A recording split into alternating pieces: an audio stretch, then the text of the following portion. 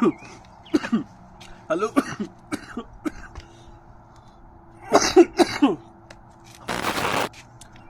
Right, hello everyone. Sorry, कैसे हैं सब? तो अगर आपने पिछली वीडियो देख ली है तो आपको पता है कि रिकमेंडेशन आपकी आनी ही चाहिए। और क्या क्या प्रोसेस है, कहाँ पर जाना है, कौन से डॉक्यूमेंट्स चाहिए। अब हमें रिकमेंडेशन मिल गई है, उसके बाद के स्टेप कौन से हैं? एक बार आपकी कम्युनिटी से रिकमेंडेशन आ गई है तो उसके बाद हमें एक और फाइल लगानी पड़ती है, सॉरी एक और एप्लीकेशन हमें अप्लाई करनी पड़ती है फेडरल गवर्नमेंट को, जो कि हमें मेन पीआर दिलवाएगी। मेन पीआर से मेरा मतलब है कि आपको पीआर कार्ड और ईसीओ पीआर दिलवाएगी। और उस एप्लीकेशन की प्रोसेस क्या है, डॉक्यूमेंट्स कौन से चाहिए, कहाँ पर अप्लाई करना है, किस तरह से अप्लाई करना है, हम उसके बारे में बात करेंगे। और एक्चुअली एक और बात बतानी चाहता हूँ बिफोर सेइंग एनीथिंग एल्स, कि मैं कोई आरसीआईसी एजेंट नहीं हूँ। मैंने ये पिछली वीडियोस में भी कहा है कि मेरे पास कोई सर्टिफिकेट वगैरह नहीं है इमिग्रेशन एडवाइस प्रोवाइड करने का। ये वीडियो में भी मैं कोई आपको एडवाइस वगैरह कोई स्पेसिफिक एडवाइस वगैरह नहीं दे रहा। ये तो बस मैं अपनी ना, जो मैंने किस तरह से अपनी इमिग्रेशन फ़ाइल लगाई थी ना, वही आपको एक्सप्लेन करूँगा कि मेरी पीआर जिस तरह से आई थी, अगर उस प्रोसेस को एक्सप्लेन करके किसी की हेल्प होती है तो that's the main goal of this video. Please या मैं आपको एक और बार बता दूं कि मेरे पास आरसीआईसी का लाइसेंस नहीं है, लेकिन जस्ट मैं हेल्प करना चाहता हूँ, आपका टाइम सेव करना चाहता हूँ। उसी के लिए मैं बस आपको थोड़ी प्रोसेस एक्सप्लेन कर दूँगा किस तरह से मैंने अप्लाई किया था। और या लेट्स गो। हाँ जी, पहले तो हमने जाना है जी ऑनलाइन पीयर पोर्टल सर्च करना है गूगल पे जाके। सिंपली लैपटॉप में, फ़ोन में, कहीं पर भी सर्च कर लें ऑनलाइन पीयर पोर्टल और उसके बाद हम इस पेज पे आ जाएंगे। ये वाली जो ईमेल एड्रेस है ये मेरी पुरानी वाली है, सॉरी अबाउट दैट। अगर ये आपको थोड़ा कंफ्यूज कर रही है, अब हमने यहाँ पर क्रिएट एन अकाउंट के ऊपर जाके हमने ईमेल लिखनी है जो भी हमारी अभी फ़िलहाल एक्टिव है और सिक्योर्ड है, वो लिख के हमने उसके बाद हम यहाँ पर पासवर्ड वगैरह अपना सारा ऐड करेंगे। और पासवर्ड याद करने के बाद, सॉरी मैं पासवर्ड होने वाला था एनीवेज, हम यहाँ पर पॉलिसीज़ एंड टर्म्स ये सारी क्लिक करके हम क्रिएट कर देंगे क्लिक यहाँ पर क्रिएट एन अकाउंट पे।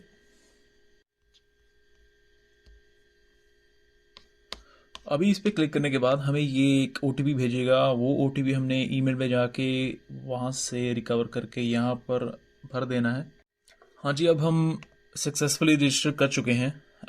तो हमने क्या करना है, यहाँ पर जाके अपना साइन इन दोबारा करना है। जिस भी ईमेल से हमने वो अकाउंट बनाया था और जो हमारा पासवर्ड है वो हम यहाँ पर फिल कर देंगे। उसके बाद हमने करना है साइन इन। अभी साइन इन करने के बाद हमारे सामने खुल जाएगा ये वाला पेज। एक मिनट।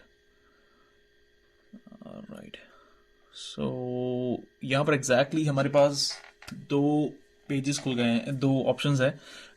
एक ऑप्शन है कि हमें नई एप्लीकेशन शुरू करनी है, वो उसका ऑप्शन है। और जो सेकंड ऑप्शन है वो हमें तब यूज़ करना पड़ेगा जब हमने ये एप्लीकेशन लगा के हमें मिलेगा, क्या कहते हैं कि जब हम अपने पीआर कार्ड को अप्लाई करने वाले होंगे ना, तब ये वाला जो सेकंड ऑप्शन है ये वाला यूज़ करेंगे। अदरवाइज फ़िलहाल तो हम यहाँ पर स्टार्ट न्यू एप्लीकेशन पे जाएंगे और हमारी एप्लीकेशन इनिशिएट हो गई है राइट हेयर। अभी हमने पहला स्टेप यहाँ पर क्या करना है कि हम यहाँ पर जाके सिलेक्ट करेंगे इकोनॉमिक। सेकंड हमें करना है RNIP। और ये जो टाइटल का पूछ रहा है यहाँ पर आप कुछ भी लिख सकते हो कि जो भी आपको अच्छा लगता है, जैसे कि अपना नेम लिख के कुछ भी, लेकिन मैं यहाँ पर माई RNIP कर दूंगा 1 2 3। ओके, कंटिन्यू करके, और ये हमारी एप्लीकेशन अभी सक्सेसफुली स्टार्ट हो गई है, सो दैट्स गुड। अभी हमारे पास तीन ऑप्शन यहाँ पर हैं। तो ये जो एक तो तीन ऑप्शन हैं, पहला ऑप्शन तो बेसिकली यही है कि आपको देखना है कि अगर आप एलिजिबल हो कि नहीं हो।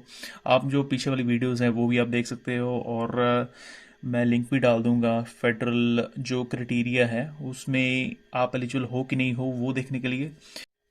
और कम्युनिटी का जो क्राइटेरिया है उसमें आप कितने खरे उतरते हो कि आपको जो भी उन्होंने उनकी शर्तें हैं वो आप सारी उनके उनके ऊपर आप टोटली एलिजिबल हो कि नहीं हो। अगर आपके पास ऑलरेडी रिकमेंडेशन है तो आपको उसकी टेंशन लेने की ज़रूरत नहीं है, लेकिन स्टिल आप एक दो बार ना फेडरल की जो वेबसाइट है उसके ऊपर जाके एक बार अपना चेक कर लेना कि आप एलिजिबल हो कि नहीं हो। सो जो ये पहला लिंक है ये उसी के रिलेटेड है, लेकिन जो सेकंड है वो है एप्लीकेशन गाइड। मान लो कि अगर आपके एप्लीकेशन में फैमिली मेम्बर्स हैं, स्पाउस है, आपके किड्स वगैरह हैं, डिपेंडेंट्स आ गए हैं, वो एप्लीकेशन आपकी को थोड़ा सा कॉम्प्लिकेटेड कर देंगे एज़ कम्पेयर टू नॉर्मल जो एप्लीकेशन होती है। जैसे कि मान लो कि बच्चों की, जैसे हम जैसे बच्चे हैं जो +2 करके इंडिया से सीधे कनाडा में आए थे और वो अपनी वर्क परमिट के बाद अपनी एप्लीकेशन लगा रहे हैं, तो उनकी एप्लीकेशन बहुत ही स्ट्रेट फॉरवर्ड है। लेकिन जब आप अपने फैमिली मेम्बर्स ऐड करते हो तो उनकी हिस्ट्री वगैरह भी चेक होती है, उनके क्रिमिनल रिकॉर्ड वगैरह सारे चेक होते हैं। तो उन वो जो थोड़ी सी कॉम्प्लिकेटेड हो जाती है एप्लीकेशन, तो उसके लिए आपको ये एप्लीकेशन कार्ड अच्छी तरह से पढ़ लेनी चाहिए, क्योंकि ये आपको काफ़ी हद तक अपनी एप्लीकेशन लगाने में, किसी भी तरह की एप्लीकेशन होगी उसके बारे में आपको बता देंगे। जो थर्ड यहाँ पर हमारे पास लिंक है वो है डॉक्यूमेंट चेकलिस्ट का। इसके बारे में हम बात करेंगे थोड़ी सी देर के बाद, क्योंकि ये डॉक्यूमेंट हमें भरना पड़ेगा और इसको अपलोड करना पड़ेगा। लेकिन ये भी काफ़ी स्ट्रेट फॉरवर्ड है। इसके बारे में हम बात करेंगे थोड़ी सी देर के बाद। अभी हम चलते हैं थोड़ा सा नीचे और हमारे पास यहाँ पर हैं 4 फॉर्म्स।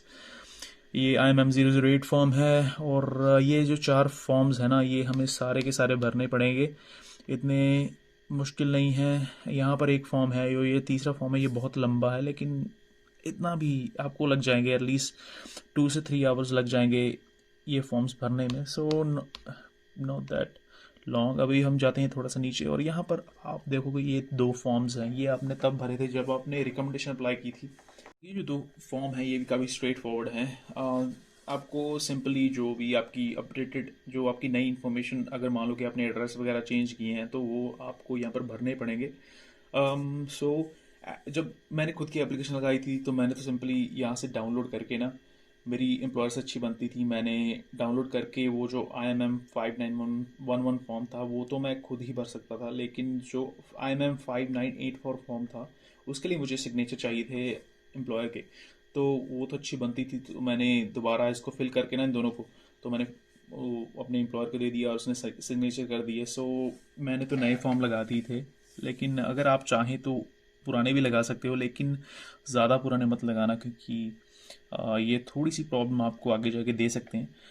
अभी हम चेकलिस्ट पे जाते हैं। सो चेकलिस्ट बेसिकली आपके पास एक तरह से इंडेक्स है आपकी पूरी एप्लीकेशन का, कि आपकी एप्लीकेशन में आपने कौन कौन से अपने फॉर्म्स लगाए हैं। जैसे कि हम यहाँ पर बात करते हैं IMM0008 फॉर्म का, जो वो 4 फॉर्म्स में से पहला जो फॉर्म है ना वो IMM008 फॉर्म है, तो हम उसको भी यहाँ पर चेक मार्क करेंगे। वो 4 के 4 फॉर्म तो हम भरेंगे ही ना, वो तो उनकी तो कोई एक्सेप्शन है ही नहीं। जो भी हम फॉर्म यहाँ पर भरेंगे ना वो सारे के सारे, जो भी हम इंफॉर्मेशन देंगे, जो भी हम डॉक्यूमेंट सबमिट करेंगे अपनी एप्लीकेशन में, वो सारे के सारे हमें यहाँ पर इन बॉक्स में जाके ना टिक मार्क लगाने पड़ेंगे उनके सामने। जैसे कि यहाँ पर स्केड्यूल 1 फॉर्म वो भी हम देंगे। जो रिकमेंडेशन हमें मिली है हमें कम्युनिटी से मिली है वो भी लगेगी। अभी यहाँ पर एक दो, जैसे यहाँ पर हमने रिप्रेजेंटेटिव नहीं यूज़ किया तो इसके सामने जो बॉक्स है ये खाली रहेगा। सेम विद अगर मान लो कि आपके पास यहाँ पर आपके पास कोई आपके बच्चे नहीं हैं, वो उसके सामने वाला बॉक्स एकदम खाली रहेगा। तो ऐसे हमने जो भी फॉर्म्स जैसे PCC हम भरेंगे तो इसके सामने वाला जो बॉक्स है ये सारे हमने चेक मार्क लगा के यहाँ पर टिक लगा के, ये हमने ये जो फॉर्म है, जो ये चेकलिस्ट है, उसमें ये टिक लगा के सारे के सारे जो बॉक्सेस हैं वो हमने अपलोड करने हैं। यहाँ पर एक बार एडिट करके यहाँ पर अपलोड कर देंगे, दैट्स ऑल सिंपली। और यहाँ पर हमारी लगेगी prior recommendation right here IMM0112 form, यहाँ पर वो रिकमेंडेशन लगेगी जो हमें कम्युनिटी से मिली थी। ये एक तरह से आपको पूरा का पूरा ओवरव्यू मिल जाएगा थोड़े से जो अभी हम बातें कर रहे हैं। अभी उसके बाद यहाँ पर अगर मान लो कि आपके डॉक्यूमेंट थोड़े से एक्स्ट्रा हैं, आपकी एप्लीकेशन थोड़ी सी, जैसे मैं कह रहा था कि थोड़ी सी कॉम्प्लिकेटेड है, बीच में डिपेंडेंट आ गए हैं, बीच में आपके स्पाउस, आपके फैमिली मेम्बर्स आ गए हैं, तो वो सारे के सारे एक्स्ट्रा डॉक्यूमेंट्स वो यहीं पर लगेंगे। जैसे कि अगर आप रिप्रेजेंटेटिव कोई यूज़ करते हो तो उसका फॉर्म भी यहाँ पर है। सो सारे के सारे फॉर्म्स जो आपको हैं वो यहीं पर मिल जाएंगे। अभी हम नीचे जाते हैं जहाँ पर हमने एक्चुअल में डॉक्यूमेंट जो हमारे हैं वो सबमिट करेंगे हम। जैसे कि पासपोर्ट, आपका आईएलटीएस का एग्ज़ाम, सेल्फ का एग्ज़ाम जो भी आपने दिया है, फ़ोटोज़, बर्थ सर्टिफिकेट, एजुकेशन के डॉक्यूमेंट्स, वर्क एक्सपीरियंस के डॉक्यूमेंट्स, वो सारे के सारे यहीं पर आप अपलोड करोगे। अभी यहाँ पर ऑप्शंस हैं 5 डॉक्यूमेंट्स के, जैसे कि आपकी आईएलटीएस वगैरह यहाँ पर लग जाएगी, आपका पासपोर्ट यहाँ पर लग जाएगा। यहाँ पर नीचे उन 5 के अलावा आप सोचोगे कि 5 डॉक्यूमेंट ही हैं, उसके बाद हम कहाँ पर एक्स्ट्रा डॉक्यूमेंट्स वो हम कहाँ पर सबमिट करेंगे, जो हमारे एक्स्ट्रा जैसे पीसीसी हो गई, वो हमारे पास ऑप्शन है यहाँ पर। यहाँ पर हम जाके, अगर आपके पास आपके सिविल डॉक्यूमेंट्स, आपके बर्थ सर्टिफिकेट के डॉक्यूमेंट्स एक्स्ट्रा हैं, वो आप यहाँ पर सबमिट कर सकते हो। अगर हमारे किट्स नहीं हैं तो हम नहीं सबमिट करेंगे। आपके पीसीसी है वो आप यहाँ पर लगाओगे, और अगर आपके लेटर ऑफ एक्सप्लेनेशन है वो भी आप यहाँ पर सबमिट करोगे। अभी ये लेटर ऑफ एक्सप्लेनेशन आपको ज़रूरत नहीं पड़ेगी, लेकिन जब मेरी बारी थी तब एक्चुअली मेरी एप्लीकेशन 2 बार वापस आ गई थी। वो कहानी आपको बाद में बताऊंगा कि वो प्रॉब्लम क्या थी, लेकिन उस दौरान मैंने अपना लेटर ऑफ एक्सप्लेनेशन एक लिख के दिया था कि भाई थोड़ा सा स्पेसिफाई कर दो कि, चलो एक्चुअली मैं उसके उस प्रॉब्लम के बारे में हम बाद में बात करेंगे, लेकिन आपको लेटर ऑफ एक्सप्लेनेशन की ज़रूरत नहीं पड़ेगी। इन केस अगर आपको पड़ती है तो आप यहाँ पर लगा सकते हो। देन प्रूफ ऑफ फंड्स के डॉक्यूमेंट्स वो भी यहाँ पर लगेंगे। सो या आप सारे के सारे डॉक्यूमेंट यहाँ पर सबमिट कर सकते हो। अभी यहाँ पर एक और ऑप्शन है, प्रूफ आपका पेमेंट का ऑप्शन जो है ये आपका एंड में आएगा। सो इसके बारे में हम बात करते हैं थोड़ी देर बाद, और यहाँ पर एंड में है declaration. So let's go back and पूरी के पूरी प्रोसेस को हम दोबारा देखते हैं। Right, let's go on the first form, IMM008 form. अभी ये जो फॉर्म है ये हम शुरू करते हैं। अभी आप गाइड पढ़ सकते हो जो कि उन पहले 3 ऑप्शंस में है। पहले 3 लिंक्स जो आपको शो करते हैं वो आप वहाँ पर जाके इसकी गाइड पढ़ सकते हो, लेकिन यहाँ पर इंग्लिश कर देंगे। और यहाँ पर इंटरव्यू अगर हो, इंटरव्यू मेरा तो नहीं हुआ था, अगर जब मैंने भरा था तो मैंने ऐसा ही भरा था, मेरा इंटरव्यू नहीं हुआ था। So I don't know why they even need this option है, लेकिन यहाँ पर भी हम इंग्लिश भर देंगे। और यहाँ पर इंटरप्रेटर हमें नहीं, ट्रांसलेटर नहीं चाहिए हमें। लेट्स गो, और where do you live? I live in BC। तो उसके बाद हमारा टाउन कौन सा है भाई? वर्नन। ये बहुत नीचे जाके हमारा वर्नन टाउन है, छुपा के रखते हैं यार ये। अरे यार विक्टोरिया नहीं है। तो यहाँ पर जाके वर्नन लिखने के बाद सेव एंड कंटिन्यू। अभी बेसिक आप देख सकते हो कि ये बेसिक इन्फॉर्मेशन है। आप अपने डॉक्यूमेंट्स इकट्ठे करके जो भी आपकी सिंपल इन्फॉर्मेशन है वो आप यहाँ पर भर दोगे, दैट्स इट। गिवन नेम यहाँ पर आपका जाएगा, यहाँ पर फैमिली नेम जाएगा, निक नेम आपका कोई यूज़ नहीं हुआ। अभी जो आपका UCI नंबर है वो यहाँ पर लगेगा। UCI नंबर कौन सा होता है? ये वही नंबर है जो आपके वर्क परमिट के ऊपर होता है और आपके स्टडी परमिट के ऊपर होता है। ये दोनों के दोनों डॉक्यूमेंट्स होते हैं, इनके ऊपर एक नंबर होता है जो सेम होता है, उसको UCI नंबर कहते हैं। आई मीन वो आई थिंक होता है अराउंड 9 और 8 डिजिट्स के आसपास होता है। लेकिन उसके बाद अपनी basic information, eye colour, height, आपकी date of birth, place of birth, ये सारी की सारी इन्फॉर्मेशन आपके पासपोर्ट में भी होगी। तो आप वहीं पर जाकर अपनी इन्फॉर्मेशन भर सकते हो। तो यहाँ पर आपके ऑप्शन आता है भी सिटीजनशिप मेरे पास इंडिया की थी तो मैं जहाँ पर जाके इंडिया का भर दूंगा। और करंट कंट्री ऑफ रेजिडेंस हमारी है कनाडा। यहाँ पर एक कन्फ्यूजन मुझे हुआ था एक चीज़ के बारे में, अभी हम उसी के बारे में बात करेंगे, आपको भी शायद होगा। और यहाँ पर स्टेटस हमारा है वर्कर।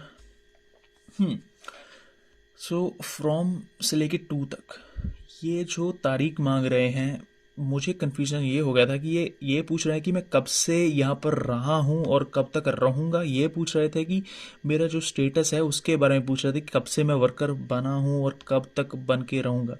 तो इसके बारे में मैंने कंफर्म किया था अपने एक फ्रेंड से, तो मुझे पता चला था कि ये वर्कर के स्टेटस के बारे में पूछते हैं कि आप कब से वर्कर थे और कब तक रहोगे। तो वो जो वर्क परमिट के ऊपर जो डेट्स होती हैं ना दो, वो हम यहाँ पर भर देंगे। और उसके बाद यहाँ पर हमें पूछते हैं कि date and place of your last entry. अब जब आप कनाडा आए थे तो वो भर के, और यहाँ पर प्लेस भर दोगे। मैं वैंकूवर आया था तो वैंकूवर मेरी बार मैंने लिखा था। और हम यहाँ पर जाएंगे प्रीवियस कंट्रीज़। अगर आपने पिछले 5 सालों में अगर आप किसी भी कंट्री में रहे हो अलावा इंडिया के और कनाडा के, जो कि मेरे केस में था, एक तो आपकी कंट्री ऑफ सिटीजनशिप हो गई और एक आपकी कंट्री ऑफ रेजिडेंस हो गई, जो कि अब कनाडा होगी। इन दोनों के सिवाय अगर आप कहीं और रहे हो तो यहाँ पर आप यस कर दोगे फॉर मोर देन 6 मंथ्स। अगर आप कहीं भी किसी भी कंट्री में रहे हो लास्ट के 5 सालों में, as only except for your country of citizenship और कंट्री ऑफ रेजिडेंस, इन दोनों के सिवाय, कनाडा और इंडिया के सिवाय अगर आप कहीं पर भी रहे हो 6 महीनों से ज़्यादा, तो यहाँ पर यस कर दोगे। Otherwise no. मेरी बार तो नो था, सो मैंने यहाँ पर कर दिया अभी सिंगल। Let's go. अभी उसके बाद नीचे जाके यहाँ पर नो कर देंगे। नॉट इन कॉमन लॉ अगर थे तो अभी उसके बाद हम सेव एंड कंटिन्यू कर देंगे, लेकिन मुझे ये ऑप्शन नहीं दे रहा क्योंकि मैंने ये जो पिछली सारी इन्फॉर्मेशन है ये मैंने नहीं भरी। So let's I will fill this one and we will go to the next option. हाँ जी, अब भाई हम आ गए हैं नेक्स्ट ऑप्शन पे। सॉरी, मेरा गला ना, मुझे नहीं लगता कि अभी इस महीने में सही होने वाला है। सॉरी। सो अब हम आ गए हैं नए पेज पे, वो है आपके मेलिंग एड्रेस के बारे में। सो अगर आप कनाडा में हैं आप अपना मेलिंग एड्रेस भर दीजिए। अगर आप इंडिया में हैं कहीं पर भी हैं अपना मेलिंग एड्रेस भर दीजिए यहाँ पर। और मैं फ़िलहाल नहीं भरूँगा, ऑफ कोर्स आपको पता ही है, प्राइवेसी रीज़न के कारण। अभी यहाँ पर नीचे ये पूछ रहे हैं कि अगर आपका रेजिडेंशियल जो एड्रेस है और आपका मेलिंग एड्रेस जहाँ पर आपको मेल आएगी वो अगर सेम है, तो यस कर दीजिए, आपका थोड़ा टाइम बच जाएगा। अगर नहीं है तो आपको यहाँ पर वो मेलिंग एड्रेस जहाँ पर आपको मेल वगैरह आएगी वो आप यहाँ पर भर सकते हो अगर आपका डिफरेंट है। अभी नीचे जाके हमारे पास यहाँ पर ये पूछ रहे हैं कि आपका नंबर जो मेन नंबर है वो कौन सा है। यहाँ पर आपने आके सेलुलर क्लिक कर देना है। यहाँ पर आपके पास ऑप्शंस होंगे रेजिडेंस, सेलुलर, बिजनेस वगैरह। आपको यहाँ पर क्लिक करना है सेलुलर पे। अभी मेरी जो पंजाबी वाली वीडियो है वहाँ पर भी मैंने हाईलाइट कर दिया है, लेकिन वहाँ पर मिस्टेक से मैंने कह दिया था कि रेजिडेंस होगा। सो वहाँ पर मैंने हाईलाइट करके कह दिया कि वो सेलुलर होगा। सो इन केस अगर कोई भी ये वाली वीडियो देख रहा है, चांसेस बहुत कम हो गए हैं नो, अगर ये वाली वीडियो को हिंदी वाली देख रहा है और पंजाबी वाली देखेगा तो प्लीज़ आई एम सॉरी, वहाँ पर मिस्टेक करिए। लेकिन यहाँ पर जो नंबर होगा वो अभी मैं यहाँ पर माउस लेके नहीं जाऊँगा क्योंकि वो शो कर देगा जो मेरा नंबर है। प्राइवेसी रीजंस के कारण मैं वो नहीं दिखा सकता, आई एम सो सॉरी। लेकिन आपने भर देना अपना नंबर यहाँ पर। और उसके बाद हम जाएंगे यहाँ पर। अगर मान लीजिए कि अगर आपका कोई फ्रेंड वगैरह है, इन केस अगर आपका खुद का फ़ोन नंबर नहीं चलेगा, तो अगर IRCC वाले आपको कांटेक्ट करना चाहते हैं, वो करते तो नहीं है, लेकिन अगर मान लो कि वो आपको कांटेक्ट करना चाहेंगे तो आप किसी फ्रेंड का जो आपका बहुत ही करीबी फ्रेंड है, अगर कोई आपका फैमिली मेम्बर यहाँ पर है तो आप उसका नंबर यहाँ पर रख सकते हो। मैंने किसी का नंबर नहीं भरा था क्योंकि मेरा कोई इतना अच्छा फ्रेंड नहीं था एटलीस्ट देन, और मेरा कोई फैमिली मेम्बर भी यहाँ पर अभी नहीं है कनाडा में, तो इस कारण मैंने किसी का भी नंबर नहीं भरा था यहाँ पर। अभी हम फैक्स नंबर पे आते हैं। ये भी मेरा नहीं था। कई मेरे फ्रेंड्स ने ऐसा किया था कि उन्होंने फैक्स नंबर भर दिया था उनके काम का, जहाँ पर वो काम कर रहे थे, तो वो वाला फैक्स नंबर भी भर सकते हो क्योंकि इन दी एंड इसका मेन मकसद ये है कि आपको मैसेज पहुँचाना। सो अगर मान लीजिए कि अगर फैक्स नंबर आप काम का भी भर देते हो तो इट्स फाइन। अभी हम आते हैं कि do you want to contact, या ऑफ कोर्स यहाँ पर आप यस करोगे। मैंने भी यस किया था of course, sorry I am just going through my own application basically. अभी मुझे इन्फॉर्मेशन भरनी पड़ेगी यहाँ पर क्योंकि अदरवाइज ये मुझे आगे जाने नहीं देगा। So just give me a second. So finally let's go to the next section, वो है पासपोर्ट इन्फॉर्मेशन। अभी ये पूछेंगे कि आपके पास कोई वैलिड पासपोर्ट ट्रैवल डॉक्यूमेंट है। Yes, let's go. अभी नंबर भर दीजिए, अपनी सारी इन्फॉर्मेशन जो पासपोर्ट के ऊपर है वो सारी भर दीजिए यहाँ पर। Then we will go to the next section. अभी जो नेक्स्ट सेक्शन है वो है आपकी नेशनल आइडेंटिटी डॉक्यूमेंट का। ये डॉक्यूमेंट जो ये मांगते हैं, मैं इसमें बहुत ही कंफ्यूज हो गया था, क्योंकि मैं कोशिश कर रहा था अपने आधार कार्ड, जो आपको पता होगा, उसको उसके नंबर को, वो भी नेशनल आइडेंटिटी डॉक्यूमेंट माना जाता है, तो मैं उसका जो नंबर था वो भर रहा था और उसकी इन्फॉर्मेशन भरने की कोशिश कर रहा था। लेकिन ये प्रॉब्लम, हमारे पास एक प्रॉब्लम है एक्चुअली आधार कार्ड के ऊपर, कि उसकी कोई एक्सपायरी डेट नहीं होती है। तो उस कारण मैं थोड़ा सा कंफ्यूज था कि यहाँ पर मैं क्या भरूं। मैं एनए भरने वाला था, लेकिन मैं थोड़ा सा डर रहा था कि कहीं कोई प्रॉब्लम आ जाए, तो मैंने भर दिया था अपना पासपोर्ट।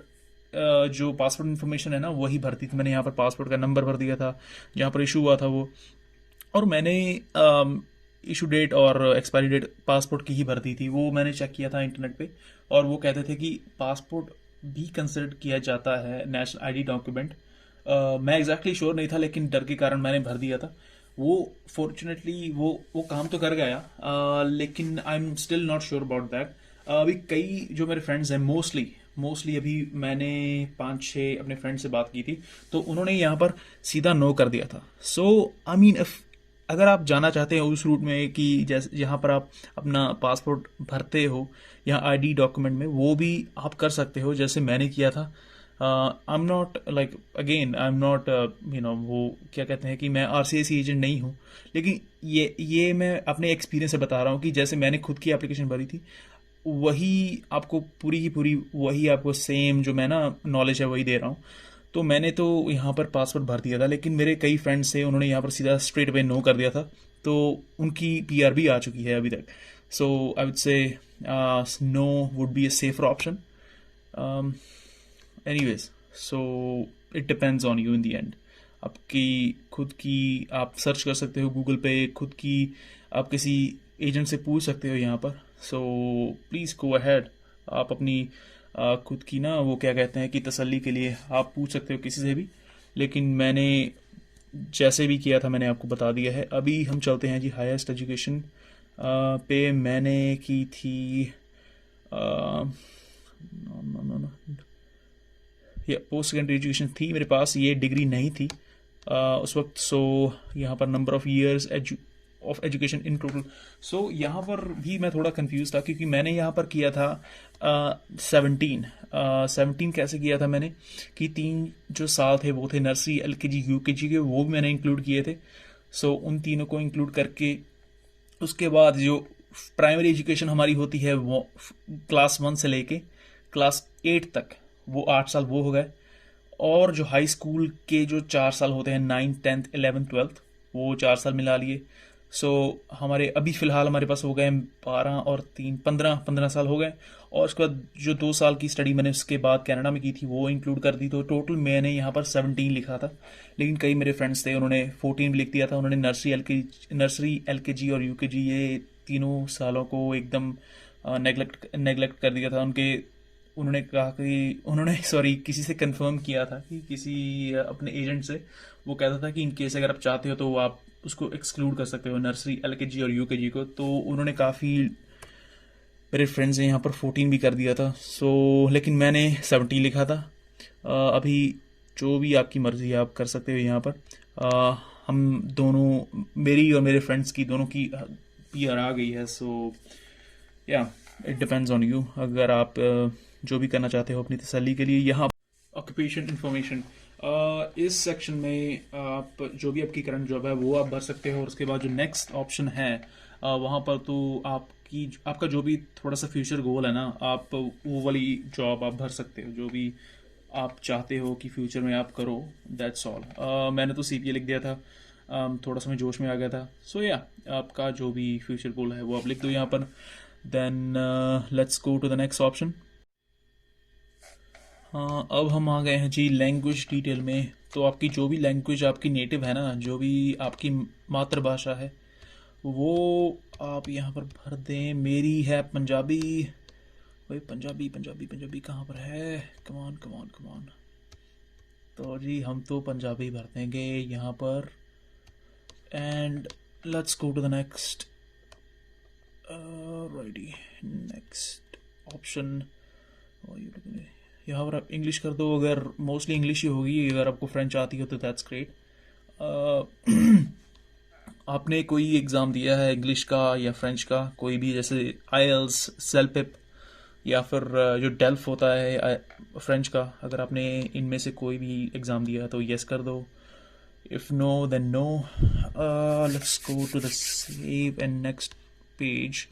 सो मेरे डिपेंडेंट्स कोई नहीं थे तो मैंने यहाँ पर नो ही किया है। अगर आपके हैं तो यस कर दीजिए, और लेट्स सी अगर यस करते हैं या सो अगर आप यस करते हैं तो आपको डिपेंडेंट्स की इंफॉर्मेशन यहाँ पर भरनी पड़ेगी। लेट्स गो एंड ओके, मेरे नहीं है तो मैंने यहाँ पर नो किया था। अभी हमने आई थिंक यस, हमने पहला जो फॉर्म है वो सक्सेसफुली हमने भर दिया है। अब हम चलते हैं जी नेक्स्ट फॉर्म पे, वो है आपका additional family information IMM 5406 form. Let's go. अभी जो इस फॉर्म में तो हम इंफॉर्मेशन भरेंगे अपने पेरेंट्स की, अपने स्पाउस की, अगर आपके पास कोई स्पाउस है, अगर आपके किड्स हैं, अगर आपके सिबलिंग्स हैं, उन सभी की इंफॉर्मेशन आप इस फॉर्म में भर। सर यहाँ पर एक देखने वाली मेन चीज़ ये है, यहाँ पर आप इंस्ट्रक्शंस में देखोगे उन्होंने कहा कि आप एक तो खुद के लिए ये एप्लीकेशन भर रहे हो, और आपके फैमिली मेम्बर्स जो अभी इंडिया में हैं उनके लिए भी आप, उनकी इंफॉर्मेशन भी आप इस फॉर्म में भरोगे। जो भी, अगर आपके सिबलिंग्स हैं, अगर आपके फैमिली मेम्बर्स हैं जो 18 ईयर से ओल्डर हैं, उन सभी की इंफॉर्मेशन आप इस फॉर्म में भरोगे। अभी मेरी खुद की बात बताएं तो मेरा जो ब्रदर है वो एक्चुअली वो 18 का नहीं था, लेकिन मैंने उसकी भी इंफॉर्मेशन भी भर दी थी। आई नो कि इंस्ट्रक्शन ने कहा है, लेकिन मुझे लगा कि वाई नॉट, अगर इंफॉर्मेशन है तो लेकिन हाँ, अभी अगेन मैंने ये मिस्टेक की थी, मैंने ये पढ़ा नहीं था अच्छी तरह से। तो अभी अगर इन केस अगर आप चाहते हो तो आप भर सकते हो, अगर आपका कोई सिबलिंग है जो 18 साल से कम का है। लेकिन अगर आप यहाँ पर इंस्ट्रक्शंस में उन्होंने कहा है कि अगर वो फैमिली मेम्बर 18 ईयर्स से ओल्डर नहीं है तो आपको उसकी इन्फॉर्मेशन भरने की ज़रूरत नहीं है।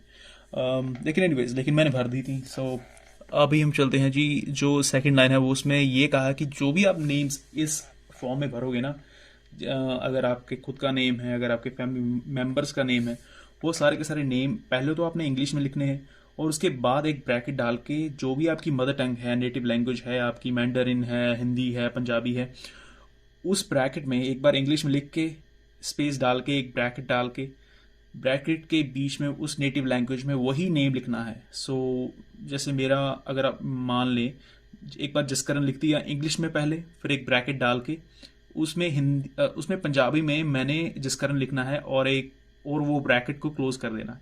अभी हम चलते हैं और आपको दिखाते हैं कि किस तरह से ये स्टेप हमने कंप्लीट करना है। बहुत ही सिंपल है। मुझे ना एक थोड़ी सी प्रॉब्लम है कि मैं समझाने में थोड़ा सा कच्चा हूँ। मेरी समझाने वाली जो क्या कहते हैं मसल है वो इतनी नहीं चलती। अभी एक्चुअली यहाँ पर मैं नेम लिखूँगा पहले तो अपना, जो भी फुल नेम है। आप पासपोर्ट पे जाके अपनी इंफॉर्मेशन भर सकते हैं यहाँ पर। लेट्स गो, ये अभी दिखा ही रहा है मेरा नेम। Let's go. सो जैसे अपने फुल नेम यहाँ पर भरा और आपने डेट ऑफ बर्थ अपनी जो भर दी यहाँ पर, जो भी आपकी कंट्री ऑफ रेजिडेंस, सॉरी अपनी कंट्री ऑफ बर्थ है, सारी की सारी इन्फॉर्मेशन आपको पासपोर्ट में मिल जाएगी अपनी। आई नो कि बेसिक इन्फॉर्मेशन है, कई बार मेरे से भी गलती हो गई थी। जब इन्फॉर्मेशन थोड़ी सी बोरिंग होती है तो गलती हो जाती है कई बार। यहाँ पर जो भी आपका स्टेटस है वो लिख दीजिए। और अभी जो बात कर रहा था कि गिवन नेम पे ना, अब इस फॉर्म में जो भी आप नेम लिखोगे उन सभी में अभी मैं एक ब्रैकेट डाल के ना, मैंने ये जब मैं गया था गूगल पे तो मैंने लिख दिया था कि इंग्लिश टू पंजाबी और पंजाबी टू इंग्लिश। उसके बाद मैंने इसको सेट कर दिया था, पहले अपना नेम लिखा इंग्लिश में और उसके बाद पंजाबी में यहाँ ट्रांसलेट होके आ गया। आई नो कि बहुत से जो मेरे फ्रेंड्स होंगे वो कह रहे होंगे कि क्या यार तेरी मदर टंग है, तुझे लिखना नहीं आता क्या पंजाबी में। आई एम सो सॉरी, लेकिन मेरी पंजाबी थोड़ी सी ना यहाँ पर आके या इट्स ये भी वीक हो गई है। तो अभी हम यहाँ पर जाके इस तरह से अपना जो भी इंफॉर्मेशन है, अपना गिवन नेम है ना, जो अपनी नेटिव टंग में ऐसे लिख सकते हैं, इन केस अगर आपको मेरी तरह कोई प्रॉब्लम आ रही है इसमें। सो नेक्स्ट है कि आपका जो भी एड्रेस है वो भर दीजिए यहाँ पर। और इसके बाद स्पाउस की इंफॉर्मेशन, हमारा स्पाउस नहीं है। Then we go to mother's information, आपकी मम है, उनका नेम यहाँ पर भर दीजिए और उनकी इन्फॉर्मेशन भी यहाँ पर भर दीजिए। अगर उनके पास ऑलरेडी पासपोर्ट है तो आप वो वाली इन्फॉर्मेशन यहाँ पर भर सकते हो। और नेक्स्ट जो ईमेल है वो आप खुद की ईमेल भी यहाँ पर भर सकते हो। अगर आपके डैड हैं तो उनकी ईमेल आप यहाँ पर मदर की ईमेल पे भर सकते हो। सेम यहाँ पर आपके फादर साहब जो हैं उनकी इन्फॉर्मेशन आपको यहाँ पर भरनी है। देन ईमेल, देन इस सेक्शन में और इस सेक्शन में आपको एड्रेस भरने हैं। जो भी इंडिया में आपका एड्रेस है, जहाँ पर आपकी फैमिली रहती है, वहाँ पर भर दीजिए। Then we will go to the next section. यहाँ पर है कि अरे हाँ, अभी मैंने वो वाला जो पिछला गया था उसमें एक्चुअली मैंने एक गलती कर दी थी। Let's go back, let's see कि ये अगर मुझे ऑप्शन सी यहाँ पर हम स्पाउस पे जाके ना नॉट एप्लीकेबल कर देंगे, जैसे कि उन्होंने कहा था कि पहले जाके भी नॉट एप्लीकेबल कर देना है। वो मैंने गलती, सॉरी, मैंने कर दी। So let's go and put not applicable here. मैं तो इसको कॉपी कर लूँगा यार, मैं थोड़ा सा लेजी हूँ।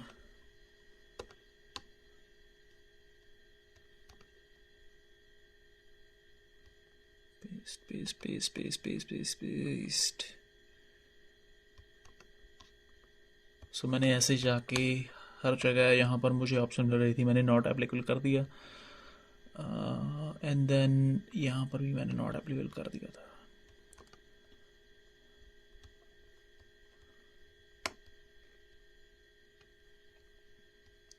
सो प्लीज़ रिमेंबर, यहाँ पर मॉम का जो नेम लिखना है वो भी फादर साहब का जो नेम है उनका नेम भी आप पहले इंग्लिश में लिखोगे, फिर ब्रैकेट डाल के जो नेटिव लैंग्वेज है आपकी वो आप यहाँ पर उनका नेम नेटिव लैंग्वेज में लिखोगे और ब्रैकेट क्लोज कर दोगे। Same process with mother, put her name in English first and then put a bracket and put the name in native language and close the bracket. उसके बाद let's go to next section. Sorry यार कि मैं ना थोड़ा सा slow चल रहा हूँ। अभी सेम ही यहाँ पर नॉट एप्लीकेबल उन्होंने कहा था कि अगर आपके किड्स हैं तो गुड, अगर नहीं है तो नॉट एप्लीकेबल यहाँ पर।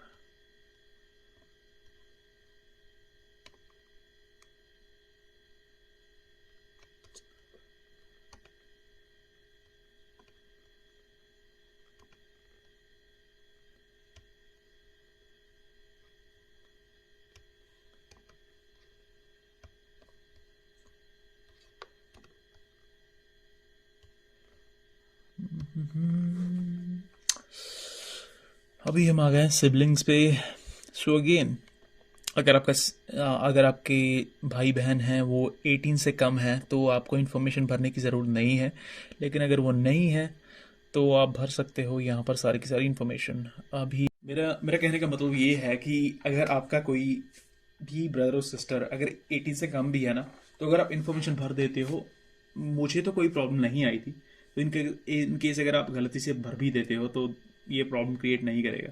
ये मेनली प्रॉब्लम तभी आएगी कि अगर आप कोई इन्फॉर्मेशन छुपा रहे हो आईआरसीसी वालों से, so that will create a problem. लेकिन अगर आप मान लो कि इन्फॉर्मेशन कोई गलती से कोई एक्स्ट्रा इन्फॉर्मेशन भर देते हो, सो फार मैंने किसी भी तरह की इन्फॉर्मेशन प्रॉब्लम ऐसी नहीं देखी है। खुद की एप्लीकेशंस में मैंने वर्क पर भी खुद ही भरा था, स्टडी एक्सटेंशन वो भी खुद ही भरी थी, और जो एंड में जो पीआर की फाइल थी वो भी मैंने खुद ही लगाई थी। सो फार अगर मुझसे ऐसी कोई गलती हुई है, मैंने उसका उससे कोई प्रॉब्लम आती है तो मैंने तो नहीं देखी। So this is not that important, that's all I want to say. अभी हम चलते हैं जी। इसके बाद वंस हमने इन्फॉर्मेशन सारी भर दी है, देन ऐसा शो करने लग पड़ेगा जो हमारी एप्लीकेशन पे ऐसा नेम जो भी हमने फिल किया था and then we will go and complete and जब ये कंप्लीट शो होता है ना तो यार दिल में ना थोड़ी ठंडक सी बढ़ जाती है, क्योंकि आपको पता चलता है कि आपने एक बोरिंग फॉर्म कंप्लीट कर लिया है। So that's good. अभी हम चलते हैं जी, एक्चुअली हम फोर्थ फॉर्म पे पहले जाएंगे, क्योंकि आई थिंक ये थोड़ा सा छोटा फॉर्म है और हम जो बड़े वाले फॉर्म पे एंड में ही जाते हैं। Let's go to the fourth form which is IMM 5562 form. ये सप्लीमेंट्री इन्फॉर्मेशन होगी आपके ट्रैवल्स के रिलेटेड, जो भी आपने ट्रैवल्स किए हैं पास्ट के 10 ईयर्स में। अगर आप 18 होते हो लास्ट के 10 ईयर से पहले, मान लो कि अगर आप 30 हो तो आपको लास्ट के 20, जब जब आप 20 के थे तब से लेके 30 तक आपको सारी इन्फॉर्मेशन जो भी आपने ट्रैवल्स किए थे वो सारी भरनी पड़ेगी। लेकिन अगर मान लो कि आप 24 के हो और आप रिसेंटली आप 18 के हुए हो सिर्फ 6 साल पहले ही, तो आपको ओनली वो 6 ईयर्स जो आपने किए हैं ना, जो पुराने 6 साल हैं जिसमें आपने ट्रैवल किया है, वही भरने पड़ेंगे। नॉट आपको 24 से लेके 14 तक नहीं, ओनली 24 से लेके 18 तक ही अपनी इंफॉर्मेशन भरनी पड़ेगी यहाँ पर। सो लेट्स गो। और यहाँ पर भी सेम ही फंडा चल रहा है कि आपने जो भी नेम भरना है ना इस फॉर्म में, वो पहले तो आप इंग्लिश में लिखोगे, पहले वो नेम इंग्लिश में लिख के फिर एक ब्रैकेट डाल के आपकी नेटिव लैंग्वेज जो है उसमें वो सेम ही नेम आपको नेटिव लैंग्वेज में लिख के उस ब्रैकेट में फिर ब्रैकेट क्लोज कर देनी है। सो सेम ही जैसे हमने पिछले फॉर्म में किया था, English name first, then bracket and the same name in native language and then close the bracket. और उसके बाद जो भी आपके ऊपर नहीं लगते हैं, जो भी इंफॉर्मेशन आपको नहीं भरनी पड़ेगी, वहाँ पर आप नॉट एप्लीकेबल लिख दोगे। Let's go. अभी हम लिखते हैं और इस फॉर्म को भरते हैं जी। यहाँ पर पहले तो ये पूछते हैं कि आपके फैमिली नेम जो भी है आपका फैमिली नेम वो लिख दो, जो आप खुद प्रिंसिपल एप्लीकेंट हो। सो पहले तो मैं लिख देता हूँ यहाँ पर सिद्धू। अभी यहाँ पर मैं ना फिर इसको एक ब्रैकेट में लूँगा और यहाँ पर ना पूरा का पूरा नेम जो है वो सीधा का सीधा नहीं, एक्चुअली अभी कॉपी पेस्ट नहीं कर सकता क्योंकि मैंने कुछ और भी कॉपी किया है। Let's go.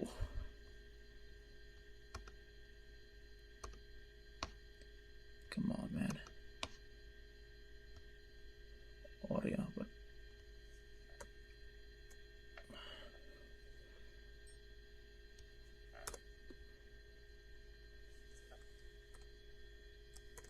सॉरी। सो यहाँ पर सेम ही तरह मैंने गिवन नेम लिख दिया है और that's all. Yup sorry, actually यहाँ पर ये नेम नहीं आएगा। Come on. नाउ यहाँ पर उन्होंने कहा है कि आपने 10 साल में ना, जो भी आपने लास्ट के 10 साल और जब आप 18 के हुए थे उसके बाद, अगर आपने जो भी ट्रिप्स आपने किए हैं अपनी कंट्री ऑफ सिटीजनशिप जो कि मेरी इंडिया होगी और कंट्री ऑफ रेजिडेंस जो है वो मेरी कनाडा है, उनके अलावा अगर आपने उससे उन दोनों कंट्री से बाहर आपने कहीं पर भी ट्रैवल किया है तो वो आप यहाँ पर मेंशन करोगे यहाँ पर। सो जब आप 18 के हुए उसके बाद आपने जो भी ट्रैवल्स किए हैं ना वो आपने सारे के सारे मेंशन करने हैं आउटसाइड आपकी कंट्री ऑफ रेजिडेंस और कंट्री ऑफ सिटीजनशिप उससे। अभी यहाँ पर एक और चीज़ है कि यहाँ पर एक कन्फ्यूज़न आती है, जैसे कि मेरी आई थी कि जब मैं इंडिया से आया था ना, इंडिया से कनाडा में, तो मैं थोड़ा कंफ्यूज हो गया था कि वो इन्फॉर्मेशन मैंने यहाँ पर भरनी है कि नहीं। जब मैं इंडिया से कनाडा आया था, मैं दोबारा कनाडा तो नहीं गया था, लेकिन जब मैं इंडिया से कनाडा आया था मुझे ये था कि मैंने ट्रैवल तो किया है ना बाहर, तो मैंने सोचा था कि इन्फॉर्मेशन भरनी पड़ेगी। लेकिन मुझे किसी ने कहा था, मेरे फ्रेंड ने, कि वो डिड नॉट ट्रैवल में आएगा क्योंकि आप तो अपनी कंट्री ऑफ सिटीजनशिप से कंट्री ऑफ रेजिडेंस में ही गए थे ना। तो मैंने वो भर दिया था यहाँ पर डिड नॉट ट्रैवल। मेरे एक फ्रेंड ने सेम ही एप्लीकेशन वो लगा रहा था आरएनआईपी की, और उसने यहाँ पर भर दिया था जो भी उसने ट्रैवल किया था ना, वो उसका केस सेम ही था मेरे जैसा। वो इंडिया से आया था और वो दोबारा कनाडा से इंडिया नहीं गया था, तो उसने भी पहले तो सोचा था कि डिड नॉट ट्रैवल करेगा, लेकिन उसने इन्फॉर्मेशन भर दी थी यहाँ पर अपनी जब इंडिया से कनाडा आया था, वो भरने के बाद उसने यहाँ पर 2 में लिख दिया था जब उसने एप्लीकेशन लगाई थी। सो वो डेट यहाँ पर डाल दी थी 2 से लेके यहाँ पर जब वो कनाडा में आया था, और उसके बाद जितने भी दिन आए थे इसमें, वो जितने ईयर्स हैं दिन आए थे, वो सारे के सारे यहाँ पर उसने अपने मेंशन कर दिए थे। लेकिन मैंने तो डिड नॉट ट्रैवल किया था, सो हम दोनों की पीआर भी आ चुकी है। दोनों की पीआर हमारी एक्चुअली ऑलमोस्ट सेम महीने में आई थी। सो इट डिपेंड्स ऑन यू, अगर आप लगाना चाहते हो तो लगा सकते हो, अगर आप नहीं लगाना चाहते हो नो। सो मेरे केस में तो डिड नॉट ट्रैवल था। ये केस तो एक्चुअली बहुत ही छोटा होना चाहिए, ये वाला जो फॉर्म है। अभी हम चलते हैं कॉमन लॉ में। अभी मैंने तो यहाँ पर डिड नॉट ट्रैवल भी लिख दिया था, और मैंने यहाँ पर कर दिया था जी नॉट एप्लीकेबल, क्योंकि मेरा स्पाउस कोई नहीं है फ़िलहाल। Not applicable, sorry.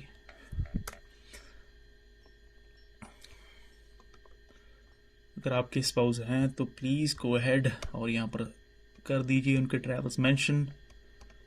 Righty, let's go to the next section. अगर आपके किड्स हैं तो उनका ट्रैवल जो है वो भी आपको मेंशन करना पड़ेगा यहाँ पर।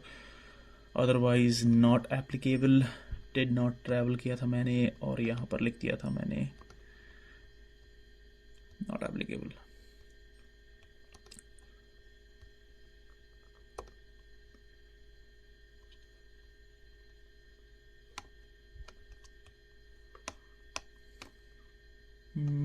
और लेट्स गो। ये एप्लीकेशन बहुत ही छोटी है। So finally we are done with the third form. I mean ये फॉर्म बहुत छोटा है, that's all. So let's go to the third form which is the longest and या most boring form. Alrighty, let's go to schedule A form. अब हमारे पास ऐसा एक forms हमारे सामने आ जाएगा, और इन दी एंड यहाँ पर एक्चुअली वो मांगते हैं कि आपके इलेक्ट्रॉनिक सिग्नेचर वो भी आप कर दो यहाँ पर, जस्ट टू मेक श्योर कि आपने जो भी इंफॉर्मेशन भरी है वो ट्रू है, कोई भी फ्रॉडुलेंट इंफॉर्मेशन नहीं है। और एक और बात, द सेम थिंग जो भी पिछले फॉर्म्स में थी, कि आप जो भी नेम यहाँ पर भरोगे ना वो सेम ही, पहले इंग्लिश में, फिर ब्रैकेट डाल के नेटिव लैंग्वेज में, और bracket close. So same process. और आपने अपने फैमिली की इंफॉर्मेशन भी यहाँ पर भरनी होगी। Let's go. सो पहले तो indicate whether you are filling this form yourself, yes. अभी वो मांगते हैं कि आपका full name. So again family name यहाँ पर भर के, सिद्धू जैसे मेरा है वो लगा के, आपका जो भी लास्ट नेम है वो लगा के, ब्रैकेट क्लोज, और नेटिव लैंग्वेज में वो आपको लगा देना है सेम विद गिवन नेम। यहाँ पर आपको वो जो भी आप नेम ऊपर लिखा है आपने, वो आपको यहाँ पर पूरा नेम लिखना पड़ेगा अपनी नेटिव लैंग्वेज में। मैंने पंजाबी में पूरा नेम लिख दिया था। उसके बाद आपकी जो भी बर्थ डेट है वो लगा दोगे यहाँ पर। देन आपके फादर की इंफॉर्मेशन, उनका नेम यहाँ पर, लास्ट नेम अगर नहीं है तो नॉट एप्लीकेबल लिख दो, अगर उनका है तो यहाँ पर सेम प्रोसेस। मेरे फादर का उनका कोई लास्ट नेम नहीं था, तो मैंने यहाँ पर नॉट गिवन लिख दिया था। उनका जो गिवन नेम है वही यहाँ पर लिख के मैंने ब्रैकेट क्लोज करके, देन उनका जो नेम था वो मैंने पंजाबी में लिख दिया था। देन यहाँ पर मैंने नॉट एप्लीकेबल किया था क्योंकि मेरे डैड अभी वो मेरे साथ हैं। एंड देन यहाँ पर हर जगह पर मैंने यहाँ पर उनकी इन्फॉर्मेशन भर दी थी। सो यहाँ पर सेम प्रोसेस आपके मम्मा का, और यहाँ पर डेट ऑफ डेथ में not applicable, and then save and continue. अभी मुझे थोड़ा सा टाइम दीजिए, मैं ये इन्फॉर्मेशन भर के फिर हम चलते हैं नेक्स्ट स्टेप पे। सॉरी, एक्चुअली बिफोर हम जाते हैं कि नेक्स्ट स्टेप में हमें एक चीज़ करनी है यहाँ पर, कि नॉट एप्लीकेबल यहाँ पर नहीं लिख सकते हम यहाँ पर लिखेंगे N and then A.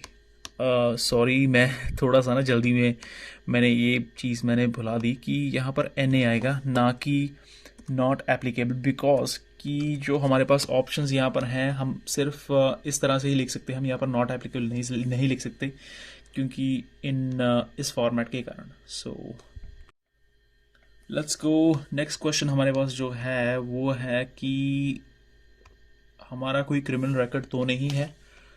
Mostly जो लोग होंगे उन सभी के यहाँ पर नो ही आएंगे। इन केस अगर आपका कोई क्वेश्चन ही, अगर कोई भी क्वेश्चन के ऊपर आपका यस आता है तो नीचे जाके आपको उस सिचुएशन को एक्सप्लेन करना पड़ेगा।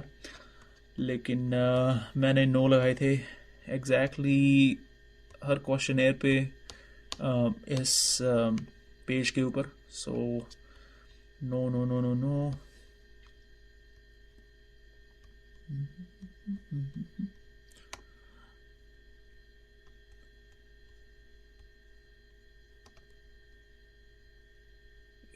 नहीं लिख सकता एक्चुअली।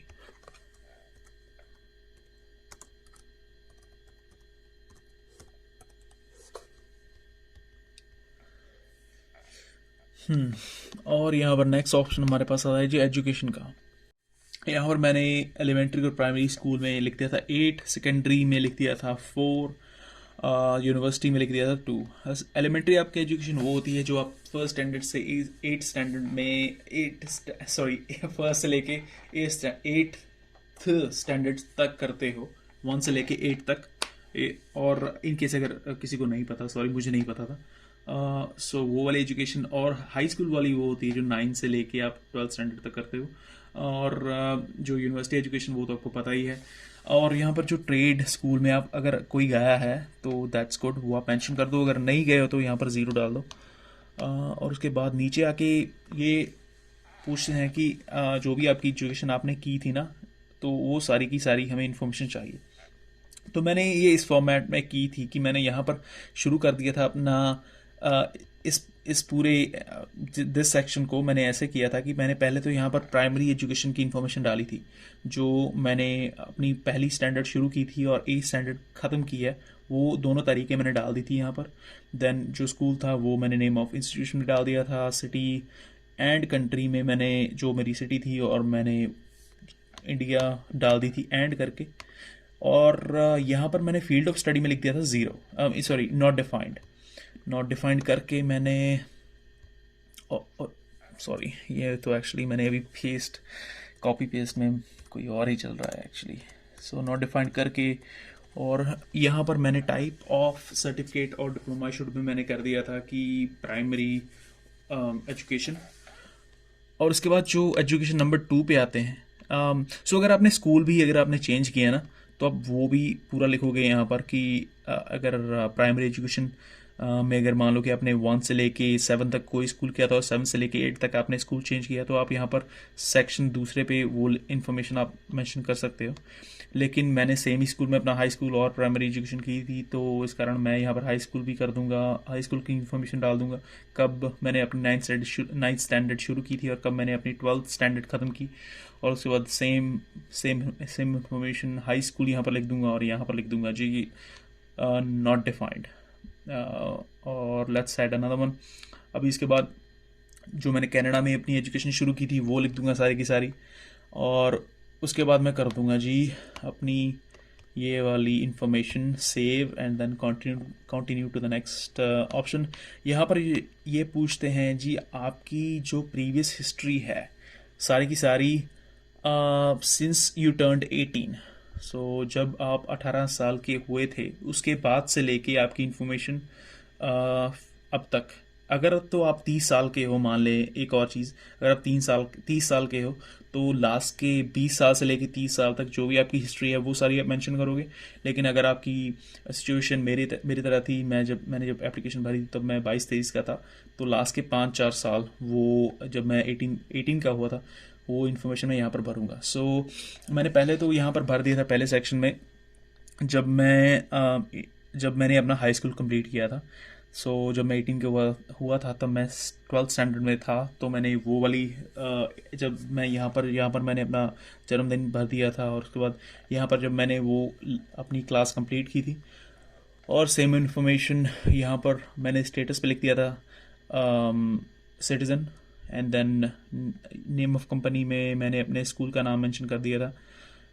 अगर मान लो कि आपके स्कूल का मेरी एप्लीकेशन में ऐसा हुआ था कि मेरे स्कूल का ना जो नेम था वो पूरा आ नहीं रहा था, तो मैंने जो अपने इस सेक्शन में मेरे स्कूल का नेम पूरा नहीं आ रहा था, तो मैंने क्या किया, मैंने स्पेसिस भी उनमें कट कर दी थी, लेकिन फिर भी मेरा नेम नहीं आ रहा था, तो मैंने शॉर्ट फॉर्म लिख दी थी।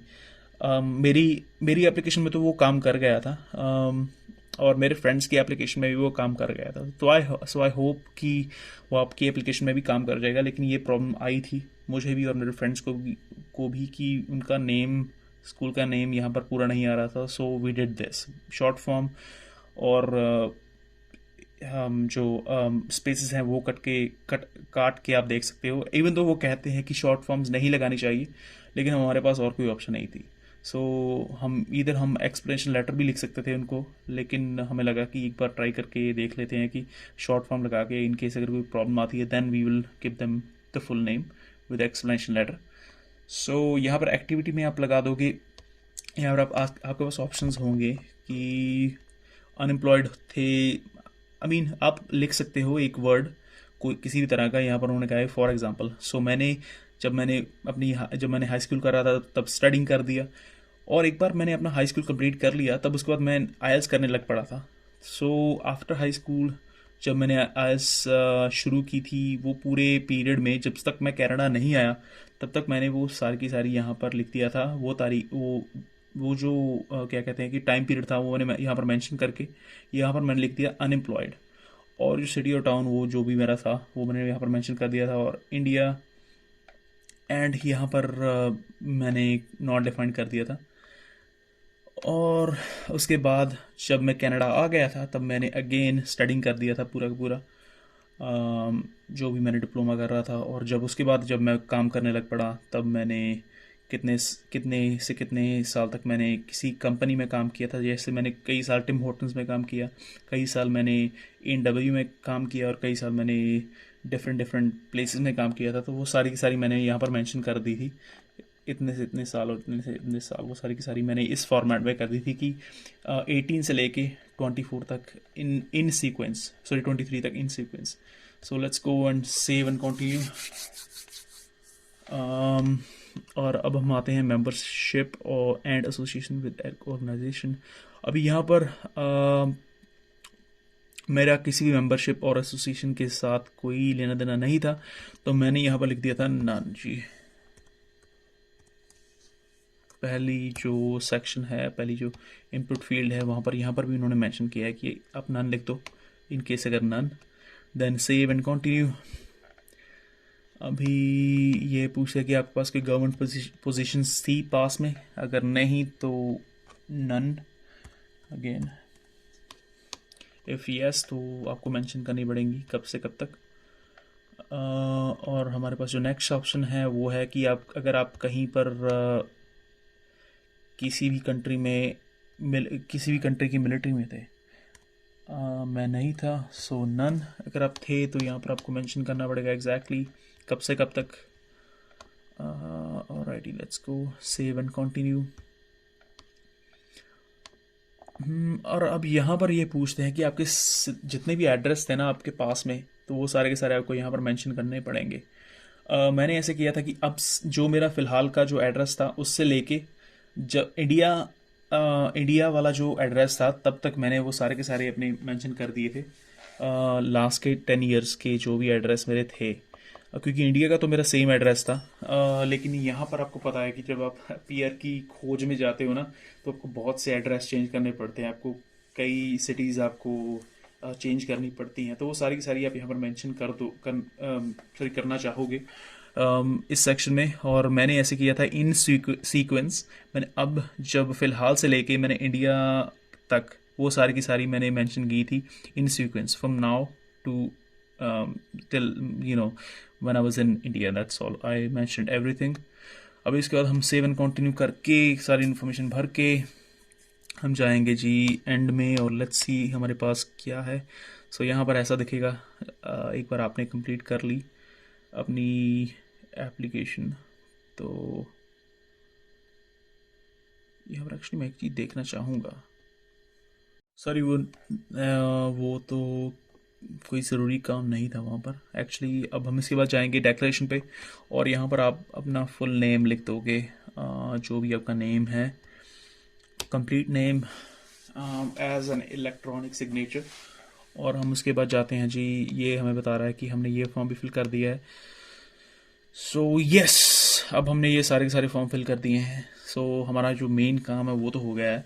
उसके बाद जी अगेन 5911 फॉर्म यहाँ पर हम अपना अपलोड करेंगे और 5984 फॉर्म भरेंगे। जैसे कि मैंने पहले कहा था कि आप अगर आप चाहते हैं तो आप पुराने फॉर्म भी भर सकते हैं। जब आपने रिकमेंडेशन के लिए अप्लाई किया था तो आपने वहाँ पर भी ये दोनों के दोनों फॉर्म आपने वहाँ पर भरे थे, वो फॉर्म भी आप यहाँ पर भर सकते हो। लेकिन मेक श्योर करो कि वो जो फॉर्म्स है वो ज़्यादा पुराने ना हो। अगर वो 2 महीने 1 महीने से पुराने हैं तो मेरे जैसे मेरे थे वो 1-2 महीने से ज़्यादा पुराने, तो मैंने क्या किया था कि मैंने मेरे एम्प्लॉय से अच्छे रिलेशंस थे, तो मैंने ये जो 5984 फॉर्म था ये मैंने डाउनलोड करके ना 5984 फॉर्म डाउनलोड करके सारी इन्फॉर्मेशन, फ्रेश इन्फॉर्मेशन जो थी वो मैंने भर के और सिग्नेचर करवा ली थे एम्प्लॉयर के।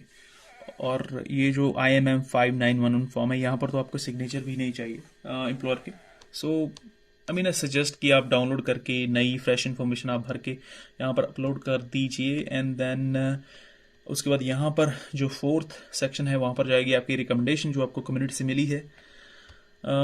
और यहाँ पर जो 3rd फॉर्म है ये है जी आपकी चेकलिस्ट। सो ये जो चेकलिस्ट है एक्चुअली यहाँ पर एक प्रॉब्लम आएगी आपको कि यहाँ चेकलिस्ट के सामने ना आपको थोड़े से चेंजेस करने पड़ेंगे। ये चेकलिस्ट बहुत ही ज़रूरी है कि क्योंकि आपने जो भी फॉर्म अपने ना एप्लीकेशन में भरे हैं, जो भी आप एप्लीकेशन अपनी में अपलोड करोगे, वो सारे के सारे फॉर्म आपको इस चेकलिस्ट में आके टिक मार्क लगाने पड़ेंगे। जैसे कि हमने IMM 008 फॉर्म भी भरा था, हमने ये background declaration section A form, अभी वो बड़ा वाला फॉर्म है वो भी हमने भरा था। वो सारे के सारे फॉर्म ना वो हमने भरे हैं, तो उनके सामने हम यहाँ पर बॉक्सेस में चेक मार्क लगाएंगे। ये सारी की सारी चेकलिस्ट ऐसे ही भरेंगे।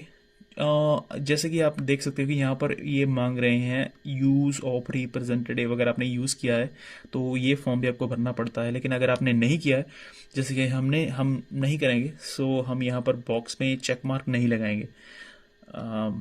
एंड सेम विद अगर आपके किड्स नहीं हैं तो यहाँ पर भी आप चेक मार्क नहीं लगाओगे इस बॉक्स में। सो ये आपको सारी की सारी चेकलिस्ट आपको ऐसे फिल करनी पड़ेगी कि जो भी आपने फॉर्म्स आप यहाँ पर सबमिट करोगे, जैसे कि ये सारे के सारे फॉर्म्स जो आप सबमिट कर रहे हो, ये इनके सामने जाके आपको चेक लगाना पड़ेगा, चेक मार्क। आपको ये चेकलिस्ट ऐसे फिल करनी पड़ेगी। लेकिन एक प्रॉब्लम आएगी आपको कि जो भी आप ये चेक मार्क्स लगा रहे हो ना, जो भी आप ये चेंजेस कर रहे हो इस फॉर्म में, इस चेकलिस्ट में, वो चेंजेस सेव नहीं होते। एक्चुअली मेरे कंप्यूटर में वो चेंजेस सेव नहीं हो रहे थे, तो मुझे एक प्रॉब्लम आ गई थी। मैं सोच रहा था कि इसको एडिट कैसे करूं। तो इनकेस अगर आपने वो जो IMM 5911 फॉर्म भरे हैं, 5984 फॉर्म भरे हैं, तो आपको एक सॉफ्टवेयर डाउनलोड करना पड़ा होगा। उसको कहते हैं कि एडोब एक्रोबैट रीडर। यहाँ नीचे शो कर रहा है आपको, 1 मिनट आपको दिखा देता हूँ। ये वाला जो सॉफ्टवेयर है ये आपको ऑनलाइन मिल जाएगा।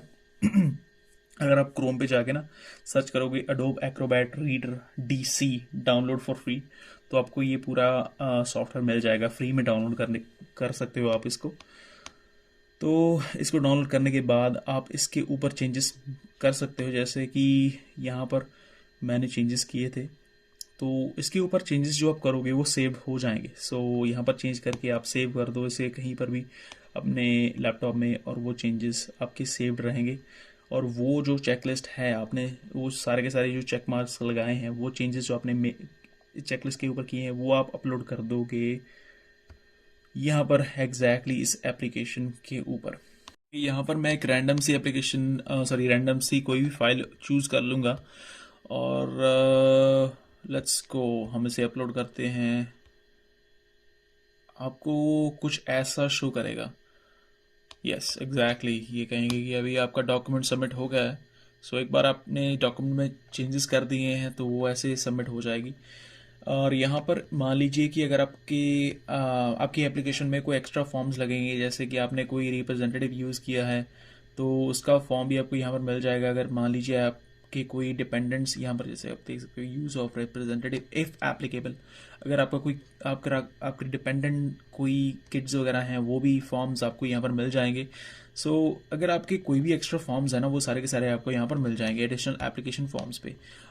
हम अगर आप देखना चाहते हो कि आपके कहीं एडिशनल फॉर्म्स लगेंगे तो नहीं, तो वो सारे के सारे आपको इस चेकलिस्ट में मिल जाएंगे यहाँ पर डॉक्यूमेंट चेकलिस्ट के ऊपर। So please give it a good look. अगर कोई फॉर्म आपका एक्स्ट्रा लगेगा वो आपको यहाँ पर शो कर देगा, यहाँ पर आपको सारे के सारे यहाँ पर मिल जाएंगे ये एक्स्ट्रा फॉर्म्स के ऊपर जाके। अब हम चलते हैं जी डॉक्यूमेंट सबमिशन के ऊपर। हमारे जो भी डॉक्यूमेंट्स हैं, जैसे कि आइल्स का एग्ज़ाम हो गया, हमारा पासपोर्ट हो गया, फ़ोटो, हमारा बर्थ सर्टिफिकेट, एजुकेशन के डॉक्यूमेंट्स, वर्क एक्सपीरियंस के डॉक्यूमेंट, वो सारे के सारे यहीं पर सबमिट होंगे।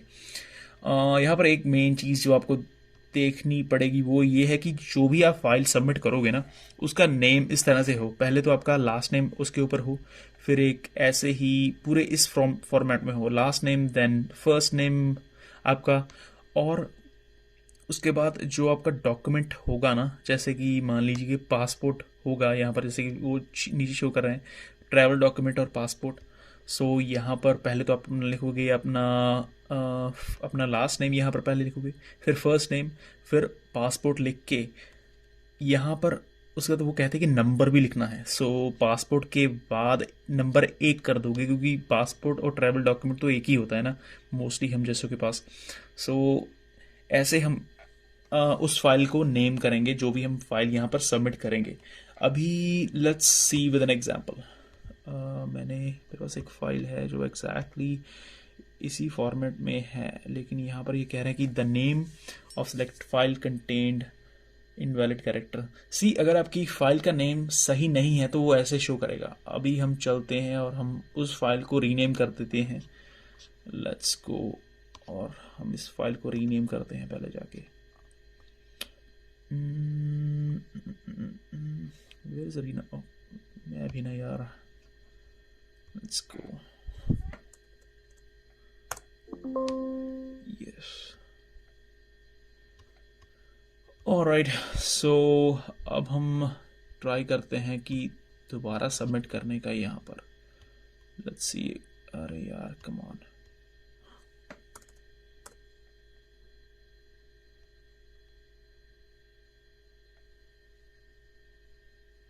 सी अभी भी यहाँ पर देख सकते हो कि जो फॉर्मेट सही नहीं था उसके सामने क्रॉस आ रहा है, और जो फॉर्मेट सही है उसके सामने चेक मार्क आ रहा है। सो एग्जैक्टली इसी फॉर्मेट में आपको सबमिट करना पड़ेगा, और ये सारे डॉक्यूमेंट्स इसी फॉर्मेट में जाएंगे। और ये जो प्रूफ ऑफ एजुकेशन है, अब भी मैं खुद की एग्जांपल लेता हूँ, मुझे 3 डॉक्यूमेंट सबमिट करने पड़े थे इस प्रूफ ऑफ एजुकेशन के ऊपर। पहले तो जो मैंने कॉलेज का जो फाइनल ट्रांसक्रिप्ट है वो लगाया था।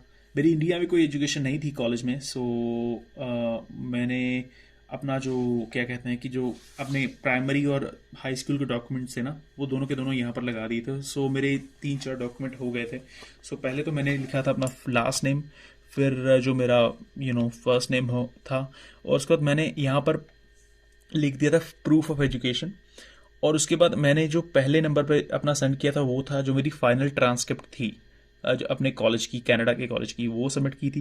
दूसरे नंबर पे सबमिट किया था मैंने डिप्लोमा, वो भी मैंने स्कैन किया था डिप्लोमा, और वो जो पेपर होता है ना वो मैंने सबमिट किया था। और तीसरे नंबर पे मैंने सबमिट किया था जो कंप्लीशन लेटर होता है आपको कॉलेज से मिलता है कनाडा में, वो सबमिट किया था, जो भी लास्ट नेम फर्स्ट नेम करके, फिर प्रूफ ऑफ एजुकेशन, और वो 1 2 3 ऐसे लिखा था मैंने इसको। सो इस फॉर्मेट में, एंड देन जो मेरे हाई स्कूल और प्राइमरी एजुकेशन डॉक्यूमेंट थे वो नंबर 4 लिखा था मैंने यहाँ पर। सो सेम ही फॉर्मेट है, क्वाइट ईजी। अभी हम चलते हैं इस ऑप्शन पे। सो आप यहाँ पर देख रहे होंगे कि यार यहाँ पर तो डॉक्यूमेंट बहुत ही कम है, क्योंकि मेरे पास तो डॉक्यूमेंट बहुत ज़्यादा हैं। अभी मुझे पीसीसी सबमिट करनी है, मुझे मेरा क्या कहते हैं कि इसको कोई अगर मेरे पास कोई मेरे चिल्ड्रन वगैरह हैं, अगर मेरा कोई स्पाउस है, उनके डॉक्यूमेंट सबमिट करने हैं, तो वो सारे के सारे डॉक्यूमेंट आपको यहाँ पर मिल जाएंगे इस ऑप्शन के ऊपर। अगर मान लो कि कोई डेथ सर्टिफिकेट आपको लगाना पड़ेगा अपने कोई पेरेंट का, सैडली अगर आपके पेरेंट्स की डेथ हो गई है तो उनके सब अगर आपको सर्टिफिकेट लगाने पड़ेंगे, वो आपको ऑप्शन यहाँ पर मिलेगी। वो सारे के सारे ऑप्शन आप प्रूफ ऑफ फंड्स आपके, अगर आपको प्रूफ ऑफ फंड सबमिट करने पड़ेंगे तो वो भी आपको ऑप्शन यहाँ पर मिल जाएगा। तो सारे के सारे जो डॉक्यूमेंट है ना, जो एक्स्ट्रा डॉक्यूमेंट आपको लगाने पड़ेंगे वो सारे आप चेक लिस्ट में एक बार चेक कर लेना, तो वो सारे के सारे डॉक्यूमेंट आपको यहाँ पर मिल जाएंगे। और उसके बाद हम आते हैं जी फ़ी पेमेंट के ऊपर। सो इसके ऊपर एक्चुअली मैं फ़ीस पे नहीं करूँगा क्योंकि ऑब्वियसली है ना, लेकिन जब आप फ़ीस पे करना चाहते हो तो आप जाओगे इस लिंक के ऊपर, पे योर फीस के ऊपर जाके, और आई थिंक $1400 थी जब मैंने खुद पे की थी। उसके ऊपर जाके आपको एक्चुअली एक PDF डॉक्यूमेंट मिलेगा, जो आपकी रिसीप्ट होगी। जब आपने पेमेंट आप करोगे तो आपको ऑप्शन देंगे कि जो भी रिसीप्ट है वो आप सेव करना चाहते हो, तो उसको सेव करके आप अपने लैपटॉप में रख लीजिए, और उसके बाद उस रिसीप्ट को आप यहाँ पर अपलोड कर दोगे। सॉरी यार, ये एक तो ना मेरा कंप्यूटर भी ना, यहाँ पर आप जाके अपलोड कर दोगे and that's all. That will show that आपने रिसीप्ट पे कर दी, आपने फीस पे कर दी है। और then the next and the last thing is your declaration. इसके ऊपर जाके ना आप अपने सिग्नेचर कर दो, अपने इलेक्ट्रॉनिक सिग्नेचर, सारी की सारी चीज़ें पढ़ के और सिग्नेचर करके, and then in the end यहाँ पर आके आप अपनी एप्लीकेशन कर दोगे भाई। अभी दैट्स इट। हाँ जी, अब हमने अपनी मेन जो फाइल की एप्लीकेशन थी ना, जो फेडरल गवर्नमेंट को जानी थी, वो हमने लगा दी है। सो जो मेन हम एक तरह से कहते हैं ना, वो हमने लगा दी है। और अभी जाने से पहले मैं बस आप सबका थैंक यू करना चाहता हूँ कि थैंक यू यार, इतनी लंबी और इतनी बोरिंग वीडियो देखने के लिए। और अभी एक और चीज़ है जो आप सॉरी, मैं आपको बताना चाहता हूँ कि इसके बाद भी ना, एक बार अपनी फाइल सबमिशन करने के बाद भी आपको AOR आएगा। AOR जो एप्लीकेशन नंबर होता है, वो आने के बाद आपको AOR GC की में डालना पड़ेगा, और GC की में डालने के बाद आपको जो भी मैसेजेस आएंगे ना, वो फेडरल गवर्नमेंट की तरफ से, वो एक डिफरेंट प्रोसेस है लेकिन वो होगा ज़रूर। तो जो भी मैसेज वो आपको करेंगे, जो भी डॉक्यूमेंट्स उनको चाहिए, जिस भी तरह के डॉक्यूमेंट्स उनको, फॉर्म्स वगैरह उनको चाहिए हुए, वो सारे के सारे मैसेजेस आपको GC की के ऊपर ही आएंगे। तो उसके बारे में सॉरी मेरा गला ना यार, उसके बारे में भी हम बात करेंगे, लेकिन किसी किसी वीडियो में। लेकिन फ़िलहाल तो मैं बस यही कहना चाहता हूँ कि थैंक यू यार, कि या अगेन इतनी लंबी वीडियो देखने के लिए। और इन केस अगर आपको कोई किसी भी तरह की वैल्यू मिली है इस वीडियो से, यही इस वीडियो का मेन गोल था। और प्लीज़ मुझे बताइए ज़रूर, इन केस अगर किसी तरह की इम्प्रूवमेंट वीडियोस में हो सकती है और आपको लगता है कि किसी तरह की गलती हुई है वीडियोस में, मुझे कमेंट सेक्शन में या फिर मैसेज करके ज़रूर बताइए। Thank you and take care and have a good rest of your day. Appreciate, bye.